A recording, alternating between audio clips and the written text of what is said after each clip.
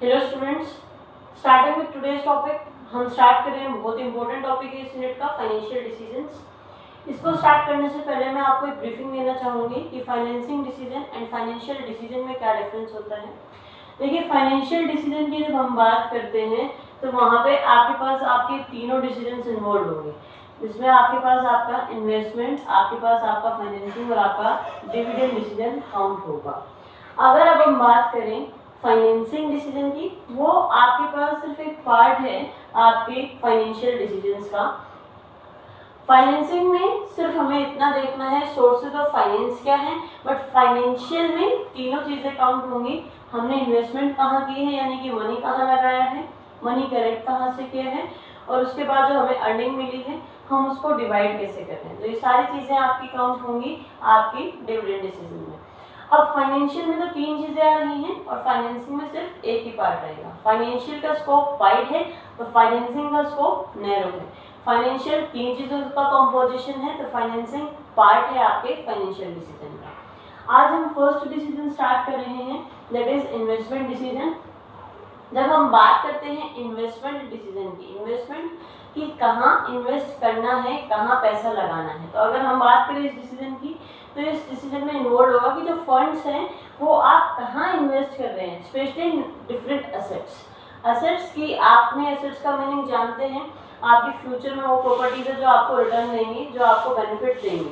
तो आप किस तरीके के एसेट्स में अपना पैसा लगा रहे हैं, डिफरेंट एसेट्स में, वो चीज़ें आपके इन्वेस्टमेंट डिसीजन में काउंट होती हैं। आपके इन्वेस्टमेंट डिसीजन दो टाइप के होंगे, आपका लॉन्ग टर्म एंड आपका शॉर्ट टर्म। अब देखिए, आप कहेंगे मैम इतना क्यों माइंड लगाना कि हम कहाँ एसेट्स में पैसा लगा रहे हैं। इसका सिर्फ एक बेसिक रीज़न होगा और वो बेसिक रीज़न आपके पास रहेगा कि आपको रिटर्न कैसा मिलेगा, आप कितना अच्छे से आप रिटर्न हासिल कर रहे हैं। वो सारी चीज़ें आपके पास यहाँ पे रहेगी कि जिन इन्वेस्टर्स ने, जिन लोगों ने अपना पैसा बिजनेस में लगाया है उनको किस तरीके के रिटर्न मिल रहे हैं, वो सारी चीज़ें आपकी इन्वेस्टमेंट डिसीजन में आपकी काउंट होंगी। अब स्टार्ट करें अगर हम आपके पास आपके टाइप से, तो इन्वेस्टमेंट डिसीजन दो टाइप्स के हैं, long term and short term investment decision. Long term आपका कैपिटल बजटिंग डिसीजन भी कहलाता है और शॉर्ट टर्म आपके पास कहलाता है आपका working capital management decision. Capital budgeting क्यों कहलाता है आपका लॉन्ग टर्म, कैपिटल का बजट बनाना, कैपिटल बजटिंग, कि जो भी आपके बिजनेस में मनी है उसको आप बजट बना रहे हैं कि किस तरीके से कितना अमाउंट कौन कौन से एसेट्स में आपके लगेगा। ये मैं आपको एक लेमन टर्म्स में भी और टेक्निकली दोनों तरीके से समझा रही हूँ। शॉर्ट टर्म होता है working capital management decision. Working capital आप सभी जानते हैं, अकाउंट्स में भी आपने पढ़ा है। वर्किंग कैपिटल होता है जो आपको विद इन ईयर आपके बिजनेस में रन करने के लिए जो फाइनेंस नीडेड होता है, डेली रूटीन के खर्चे पे करने के लिए जो आपको मनी चाहिए आपके बिजनेस में, वो वर्किंग कैपिटल है। अब वर्किंग कैपिटल मैनेजमेंट की जब हम बात करेंगे तो आपके बिजनेस की प्रॉफिटेबिलिटी और लिक्विडिटी बनी रहे, कि आपके पास कैश की शॉर्टेज नहीं आए जब आपको कोई भी चीज़ चाहिए। जैसे सपोज कीजिए आप मार्केट जा रहे हैं और आपको गोलगप्पे खाना, अब 10 रुपये जेब में पड़े तो आप खा सकते हैं ना, तो इसका मतलब क्या है कि उस टाइम पे कैश अवेलेबल था जब आपको चीज़ें खानी थी या कोई चीज़ ऐसी खरीदनी थी। और आपके पास अब आपको बाइक खरीदनी है तो उसके लिए आपके पास आपकी सेविंग्स होनी चाहिए, या आपकी खुद आप चीज़ें प्लान कर सकते हो कि अगर मुझे बुलेट लेनी है तो मेरे पास कम से कम 1.5 लाख का अमाउंट तो वो चीज़ें आपके पास हो, तो आप बजट बना करके चलते हैं। अच्छा, मेरे पास इतनी सेविंग्स है, मैं फ्यूचर के लिए इतना सेव करूँगा और मैं पर्टिकुलर बाइक या ये बुलेट खरीद सकता हूँ। तो लॉन्ग टर्म में हम बात करेंगे आपके पास आपकी लॉन्ग टर्म फिक्स एसेट्स में मनी लगाने की, वो कहलाता है आपका कैपिटल बजटिंग डिसीजन भी। कैपिटल बजटिंग क्योंकि आप एक बजट बनाते हुए चलते हैं कि मेरी जो कैपिटल है वो किस तरीके से मैं इन्वेस्ट करूँगा। शॉर्ट टर्म आपका वर्किंग कैपिटल मैनेजमेंट डिसीजन कहलाता है, जिसमें आप ये चेक करेंगे कि आपके पास लिक्विडिटी भी बनी रहे, यानी कि आपकी कैश अवेलेबिलिटी भी हो और इतना भी ना हो कि बहुत ज़्यादा वेस्ट हो रहा हो मनी। तो वो सारी चीज़ें आप देखते हैं आपके शॉर्ट टर्म इन्वेस्टमेंट डिसीजन में। आज हम स्टार्ट करेंगे आपका लॉन्ग टर्म इन्वेस्टमेंट डिसीजन, जो कि आपका कैपिटल बस्टिंग डिसीजन भी कहलाता है, और उसमें हम देखेंगे कि क्या क्या फैक्टर्स हैं जो आपके लॉन्ग टर्म इन्वेस्टमेंट डिसीजन को अफेक्ट करते हैं।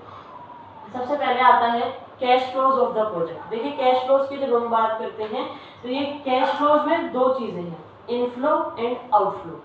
इनफ्लो का मतलब होता है अंदर आना और आउटफ्लो का मतलब है खर्चा करना।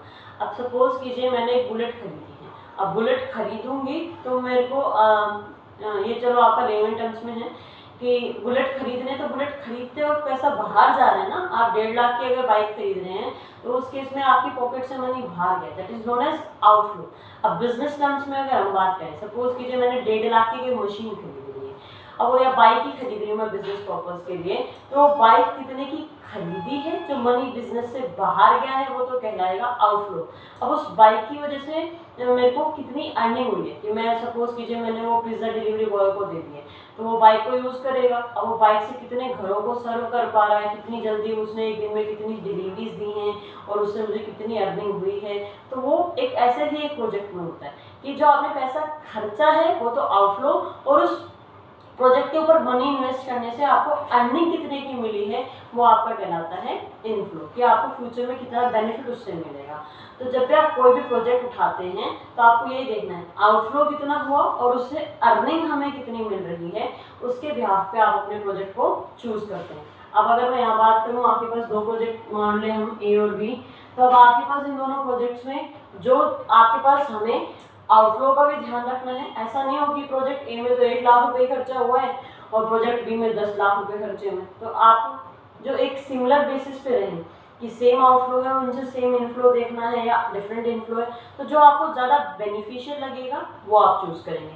सपोज ये दोनों बाइक्स ही हैं, दोनों बाइक एक ही ठाक की हैं, पर वो कितना आपको बेनिफिट दे पा रही हैं, आप उसके भी आपको चूज़ करेंगे कि कौन सा ऑप्शन हमें सेलेक्ट करना है। कि एक बाइक है जिसमें 1 लाख की खरीद तो ली और उसमें सर्विसेज के चार्जेस बहुत ज़्यादा हैं और वो अर्निंग इतनी नहीं देती, दूसरी बाइक है 1 लाख की खरीदी है, उसकी ड्यूरेबिलिटी माइलेज वगैरह सब अच्छी है और वो आपको अर्निंग भी अच्छी दे रही है, तो ऑब्वियस सी बात है जो आपका बेनिफिशियल पार्ट होगा आप वो चूज़ करें। नेक्स्ट आता है rate of return. Rate of return का मतलब होता है कितना आपने इन्वेस्ट किया, कितना किस रेट से बदले में मिल रहा है और उसमें रिस्क भी कितना है वो हमें देखना होता है।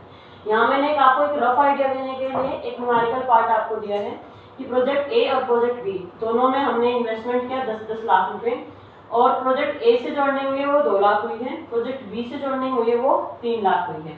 अगर मैं अब रेट निकालूं तो 10 लाख के ऊपर 2 लाख मिला यानी कि 20%, और यहाँ पे 10 लाख के ऊपर 3 लाख मिला यानी कि 30%। सेम इन्वेस्टमेंट है बट अर्निंग जो बी पे ज़्यादा हो रही है, और हमें रिस्क फैक्टर्स भी देखने हैं, वो ध्यान में रखते हुए फिर हम चूज़ करेंगे जो ज़्यादा रेट हमें देगा, जिससे हमें ज़्यादा बेनिफिट मिल रहा होगा, हम वो प्रोजेक्ट वहाँ पे चूज़ करेंगे। लास्ट आता है investment criteria involve. Investment criteria involve का मतलब है अब यहाँ पे हम सारे फैक्टर्स कलेक्टिवली सर्च करेंगे, क्या कैश फ्लो है, क्या रेट ऑफ रिटर्न है, कितना रिस्क है, क्या इंटरेस्ट रेट जा रहा है, कोई लोन लिया हुआ है, तो वो सारी फैक्टर्स हम यहाँ पे एक साथ कंसिडर करते हैं। तो लॉन्ग टर्म में आपका देखिए मनी जो है वो एक लंबे समय तक के लिए ग्रो हो जाता है, ये इरिवर्सिबल डिसीजंस होते हैं शॉर्ट टर्म में, कि एक बार आपने कोई 40 लाख का प्लॉट खरीद लिया, उस 40 लाख के प्लॉट को आप तुरंत कैश में कन्वर्ट तो नहीं कर सकते, ये मत कहना नाम खरीदार रेडी है, वो एक एक्सेप्शनल केस है, जल्दी से आपको कोई नहीं मिला परचेजर, तो आपने अगर कोई लैंड खरीद लिया 40 लाख की तो वो ब्रोक हो चुका है आपका मनी, वो इरिवर्सिबल डिसीजन है, आप उस 40 लाख को तुरंत कैश में कन्वर्ट नहीं कर सकते हैं। तो जब भी हम लॉन्ग टर्म डिसीजंस लेते हैं, लॉन्ग टर्म इन्वेस्टमेंट डिसीजन, तो हमें फैक्टर्स ध्यान रखने हैं और आपके पास ये इरिवर्सिबल डिसीजंस होते हैं, इस वजह से यहाँ पे हमें बहुत ध्यान से सोच समझ करके अपना कैपिटल इन्वेस्ट करना होता है, इसी वजह से कहलाते हैं capital budgeting decision. Next videos में हम स्टार्ट करेंगे आपका शॉर्ट टर्म इन्वेस्टमेंट डिसीजंस के लिए चीज़ें और आपके दूसरे फाइनेंसिंग एंड डिविडेंड डिसीजन। आज के लिए यहाँ तक रखते हैं, till then stay home, stay safe, thank you.